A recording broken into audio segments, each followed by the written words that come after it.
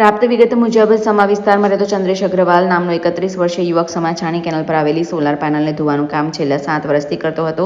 ગઈકાલે રાત્રે તે પેનલ ધોવાનું કામ કરી રહ્યો હતો। દરમિયાન એક પેનલ તૂટતા તે નીચે પાણીમાં પડ્યો હોવાની માહિતી મળી છે। મોડી રાત સુધી યુવક ઘરે નહીં આવતા તેના પરિવારજનો શોધમાં લાગ્યા હતા। બનાવ અંગે સમા પોલીસ અને ફાયર બ્રિગેડ દ્વારા કાર્યવાહી કરવામાં આવી છે।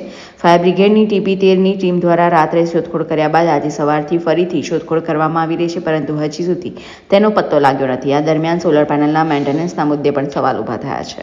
मेरा नाम सुनील कोठारी है और घटना ये समा सावली रोड पर जो केनाल है वहाँ पर बनी है। हमारा एक मित्र हैं जो अभी है कि थे मालूम नहीं है, अभी तक उनकी डेड बॉडी मिली नहीं, तो अभी तक हम उनको ऐसा नहीं कह सकते थे। लेकिन हमारे मित्र हैं चंद्रेश बंटी, जो भाई यहाँ पिछले 5-7 साल से यहाँ पर काम करते थे और उनका काम था कि ये पैनल धोने का, जो पैनल है उनको साफ़ करने का।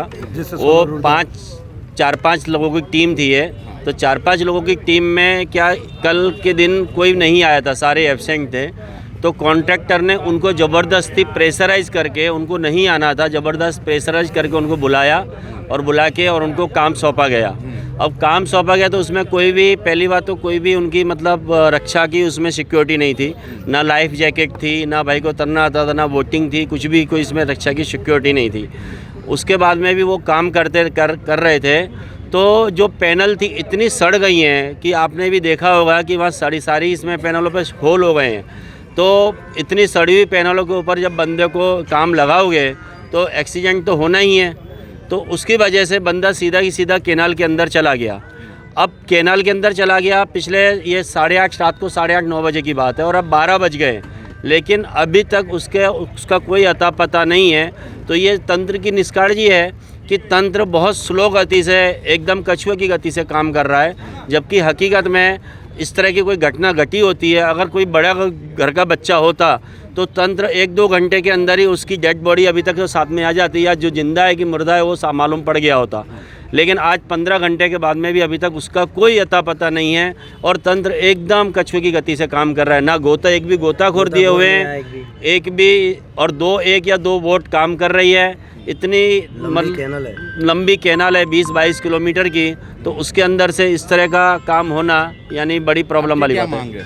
हमारी मांग है कि पहली बार तो बच्चे की डेड बॉडी, या जिंदा है या मुर्दा है, उसकी डेड बॉडी मिलनी चाहिए या उसका जीते जी हाजिर होना चाहिए। उसके बाद दूसरी मांग है कि जो जंत्र ने जिस कॉन्ट्रैक्टर को कॉन्ट्रैक्ट दिया है उस कॉन्ट्रैक्ट के ऊपर बड़े से बड़ा, तगड़े से तगड़ा एक्शन हो, जो कायदे की न्याय हो। और तीसरी मांग है कि जो बच्चा है अब वो गया है तो उसका क्या, उसके परिवार का क्या, क्योंकि 30 साल की उम्र में जो जनरली जुबान बे उम्र होती है और नई, जिसके ऊपर माँ बाप का सहारा कौन, अब माँ बाप का सहारा कौन, उसकी जो भी तंत्र के सामने तंत्र है या इसमें कॉन्ट्रैक्टर है, जो भी है उसका तंत्र उससे मानसिक सपोर्ट करके और मतलब उसके सामने एक्शन ले। घटना में एवं है कि काले रातना 8 થી 9 वच्चे एक चंद्रेश नामनो छोकरो पेनल सोलर साफ सफाईનું कामगीरी करतो तो ते कामगीरी वखते अंदर पड़ी गયેલો છે અને ત્યારથી લાપતા છે, તો એની શોધખોળ ચાલે છે। કાલે ફાયર બ્રિગેડને કોલ મળતા ટીમ રવાના થઈ ગઈ હતી, ત્યારથી અત્યાર સુધી કામગીરી ચાલુ છે કન્ટિન્યુ। ના, બોડીનો તો આપણે અંદાજો ના લગાવી શકીએ કે કેટલા દિશામાં ગઈ છે, શું છે, પણ શોધખોળ ચાલુ છે આપણી કામગીરી।